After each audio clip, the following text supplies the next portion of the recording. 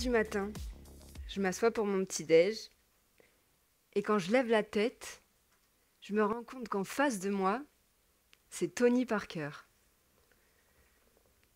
Un peu plus tard, en rentrant de l'entraînement, je vois un attroupement, j'entends de la musique, et en m'approchant, j'aperçois Usain Bolt faire le show sur son balcon. C'est à ce moment-là que je me rends compte que je suis bien là, à Rio, au village olympique, au milieu des meilleurs athlètes du monde entier. On est en 2016 et je m'apprête à courir mes premiers Jeux olympiques. Alors des moments extraordinaires comme ça, j'en ai vécu plein pendant mes 16 années en équipe de France et sur mes 2 participations olympiques à Rio puis à Tokyo. Et si j'avais dit ça à la petite fille qui donnait son premier coup de pagaie à 9 ans, je suis pas sûre qu'elle m'aurait cru. Je vous propose de remonter le fil de son histoire.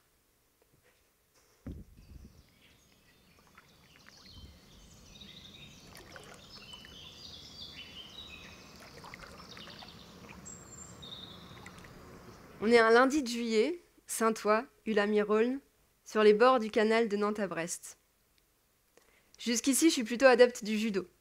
Mais quand mes parents m'ont proposé de choisir une colonie de vacances, j'ai pris celle avec le plus de sport d'extérieur.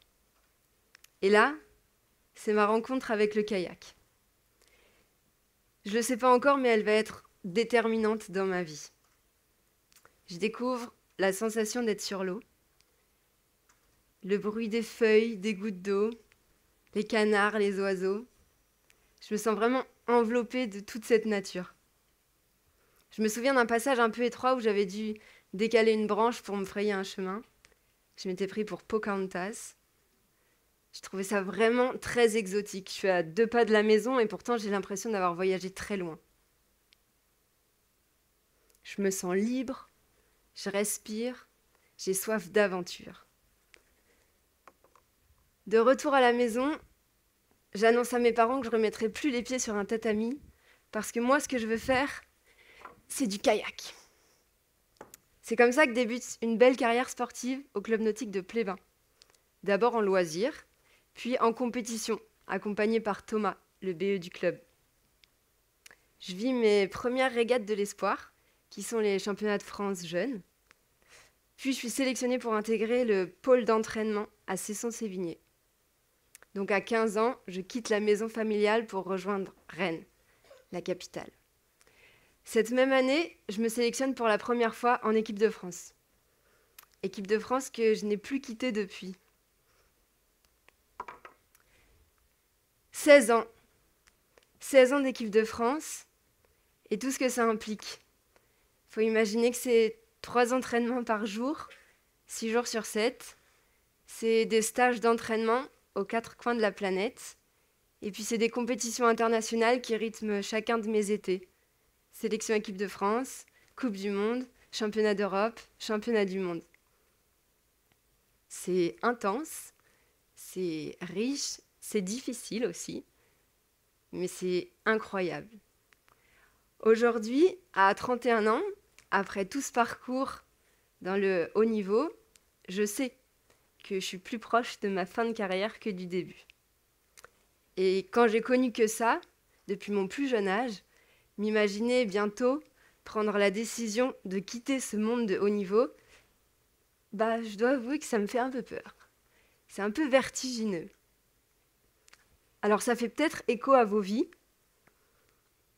On traverse tous, sans être athlète olympique, des moments où il faut se réinventer, des transitions de vie, choisies ou non, qui bousculent. C'est ce que je vis en ce moment. Pour traverser ce moment, j'ai eu l'idée d'un retour aux sources, d'un retour à une pratique plus douce. Et c'est tout le sens du projet dont je vais vous parler maintenant.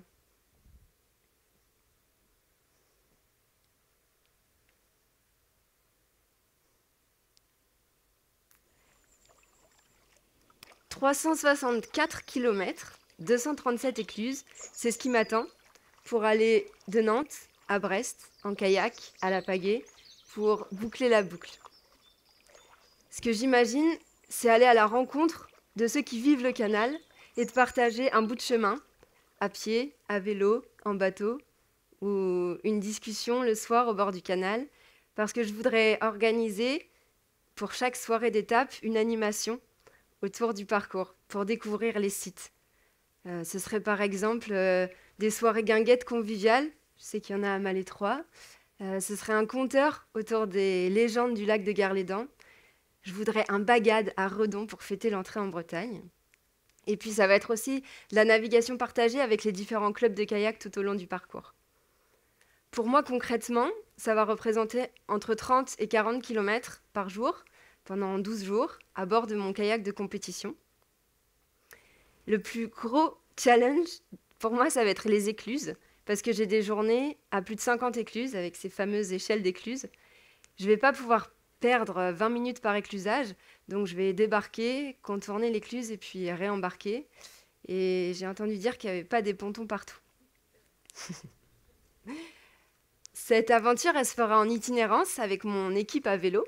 J'embarque avec moi mes parents qui ont toujours rêvé de faire le canal à vélo, puis qui ne l'ont pas encore fait. Mon compagnon espagnol, Luis, qui va découvrir la Bretagne en même temps. Et puis mon oncle et son équipe de tournage, parce qu'on voudrait réaliser un film autour de cette aventure. J'ai des objectifs qui me guident dans ce projet et que je voudrais partager avec vous. Premièrement, je voudrais mettre en valeur le centre Bretagne. Parce qu'aujourd'hui, quand on parle de la Bretagne, on parle beaucoup des côtes et du littoral. Et c'est vrai que c'est très beau. Mais l'Argoat, c'est tout aussi beau et je voudrais le montrer. Ensuite, je voudrais relancer la navigation sur le canal. Parce que quand on parle nautisme, on parle beaucoup de nautisme maritime, de l'eau salée. Mais le canal se navigue aussi, et c'est d'ailleurs sa fonction première. Et c'est celle que j'ai envie de mettre en lumière. Mon rêve secret, ce serait d'inspirer les futurs champions de demain à venir découvrir le kayak. Je voudrais leur montrer que tout commence en Finistère, même une carrière olympique à 2 pas de chez soi. Et là, je m'adresse à vous, encadrants et bénévoles de club dans cette salle. Je voudrais vous dire merci. Vous dire à quel point vous êtes important et décisif dans le parcours d'une vie. Pardon. À travers ce projet, j'aimerais vraiment réussir à rassembler la grande famille du kayak et plus largement du nautisme breton pour qu'on réussisse à valoriser tous ensemble cette pépite qu'on a sous nos yeux et puis accompagner aussi les jeunes à le découvrir. Si vous souhaitez embarquer dans ce projet, il y a plusieurs options. Déjà, j'ai eu plein d'idées de sites à mettre en valeur tout au long du canal, mais vous en avez très certainement aussi et je suis très preneuse de vos idées. Ensuite, on peut organiser de la navigation partagée. Je serais ravie d'avoir du monde à mes côtés sur cette navigation.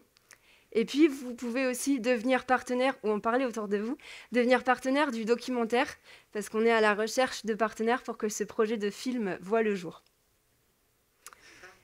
J'espère que mon intervention vous aura donné envie de suivre l'aventure. Et peut-être, si vous traversez en ce moment une transition de vie, de vous reconnecter à l'enfant que vous étiez et à ses rêves. Parce qu'on sillonne tous un chemin de vie avec des longues lignes droites, des virages, des obstacles tels que sont les écluses, et puis des départs à nouveau. Alors je vous souhaite à toutes et à tous une belle navigation.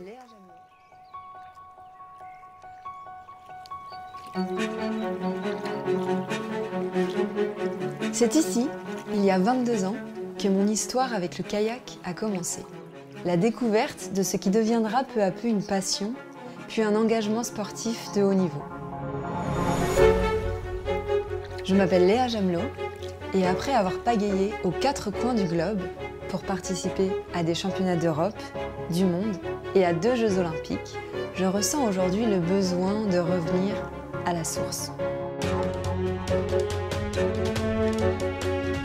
Et de me reconnecter à ce canal de Nantes à Brest pour me lancer au fil de l'eau dans une aventure de 364 km et 237 écluses à franchir en 12 jours en juin 2025. Un défi sportif, mais aussi une incroyable aventure humaine, faite d'émotions, de rires, de larmes et de rencontres avec les habitants et acteurs de ce décor exceptionnel qui m'est si cher.